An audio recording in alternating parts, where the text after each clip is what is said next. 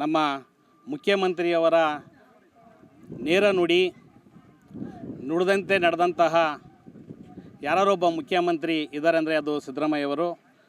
ನಿಜವಾಗೂ ಅವರ ದಕ್ಷ ಅಧಿಕಾರ, ಅವರು ಕೊಟ್ಟಂಥ ಯೋಜನೆಗಳು, ಅದರ ಜೊತೆಗೆ ಏನು ಬಡವರು, ಏನು ಹಿಂದುಳಿದ ವರ್ಗದವರಿಗೆ ಕೊಟ್ಟಂಥ ಯೋಜನೆಗಳಿಗೆ ಮತ್ತು ದಕ್ಷ ಅಧಿಕಾರಕ್ಕೆ ನಾನು ಪ್ರೇರಣೆಯಾಗಿ ಅವರ ಅಭಿಮಾನಿಯಾಗಿ ನಾನು ಈ ಒಂದು ಒಕ್ಕೂಟವನ್ನು ಜೊತೆ ಸೇರಿ ನಾನು ಕೂಡ ಈ ಸೇವೆ ಮಾಡಬೇಕು ಅಂತೇಳಿ ನಾನು ಭಾವಿಸಿ ಈ ಒಂದು ಸೇನೆಯಲ್ಲಿ ನಾನು ಕೆಲಸ ಮಾಡ್ತಾಯಿದ್ದೀನಿ.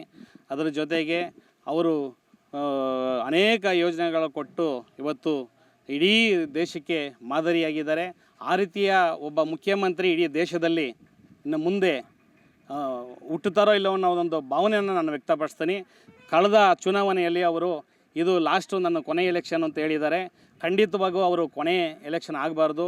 ಅವರು 100ಕ್ಕೂ ಹೆಚ್ಚು ಕಾಲ ಅವರಿಗೆ ದೇವರು ಭಗವಂತ ಚಾಮುಂಡೇಶ್ವರಿ ಆಯುಸ್ಸು ಆರೋಗ್ಯ ಕೊಟ್ಟು ಅವರು ಕೊನೆ ಕ್ಷಣವರೆಗೂ ಕೂಡ ಈ ಜನಸೇವೆಯನ್ನು ಮಾಡ್ತಾ ಈ ರಾಜ್ಯದಲ್ಲಿ ಈ ಜನಪರ ಕಾರ್ಯಗಳನ್ನ ಮಾಡಬೇಕು ಅಂತೇಳಿ ನಾನು ಬಯಸ್ತೀನಿ. ನಾನು ವೈಯಕ್ತಿಕವಾಗಿ ಬಯಸ್ತೇನೆ.